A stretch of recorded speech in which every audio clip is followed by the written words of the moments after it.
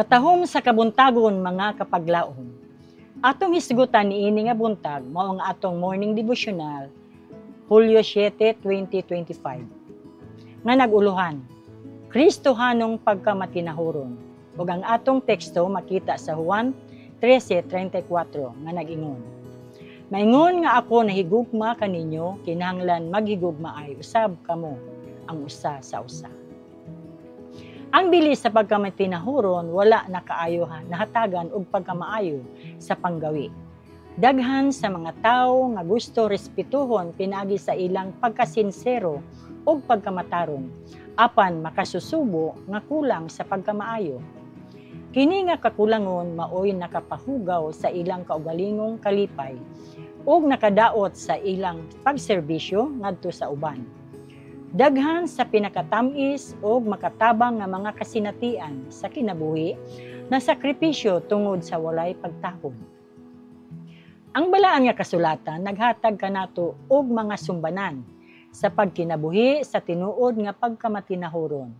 Si Abraham usa ka tawo sa Dios. Sa dihang nagpabarog siya sa iyang balong sa diha-diha, magtukod usab siya og halaran alang sa pagsekripisyo ug nag-awhag sa Dios nga magpuyo uban kaniya.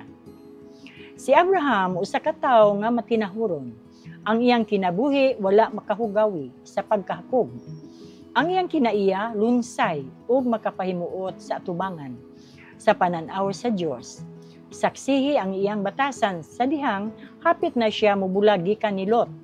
Bisan tuod si Lot iyang pag-umangkon ug mas manghod og edad kaniya ug ang unang katungod sa pagpili sa yuta ana kang Abraham. Ang pagkamatinahuron maoy nagpatigbabaw ug iyang gipalabi ang iyang katungod o gitugutan si Lot sa pagpili sa bahin sa yuta nga iyang giganahan. Tanawa siya sa dihang iyang giabi-abi ang tulo ka mga tawo nga nagpanaw ilalom sa hilabihan kainit nga panahon ug nagdali aron sa paghatag sa mga panginahanglanon niini. Sa makausa pa, panid-i siya sa dihang nakignegosyo siya uban sa mga anak nga lalaki ni Het. Aron sa pagpalit og yuta nga kalugman ni Sarah. Diha sa iyang kasubo, wala siya makalimot sa iyang pagkamatinahuron. Miyukbo siya sa ilang atubangan, bisan tuod siya usa ka halangdon nga tawo sa Dios. Si Abraham nasayod kung unsa ang tinuod nga pagkamatinahuron ug unsa ang angayan nga ihatag gikan sa usa ka tawo ngadto sa iyang isig ka tawo. Angay kita nga makalimot sa atong kaugalingon sa kanunay. Nagabantay sa mga kahigayunan aron nga kita makahatag og kalipay ngadto sa uban ug mapaagaan ug mahumpayan ang ilang mga kaguol ug mga lulan pinaagi sa mga binuhatan nga maayo ug ginagmay nga mga binuhatan sa gugma. Kining pagkamanggihan wa hunaon ug pagkamatinahuron nga nagasugod diha sa atong mga pamilya kini makatabang sa paghatag og kalipay sa uban. Magampo kita mga kapaglaom.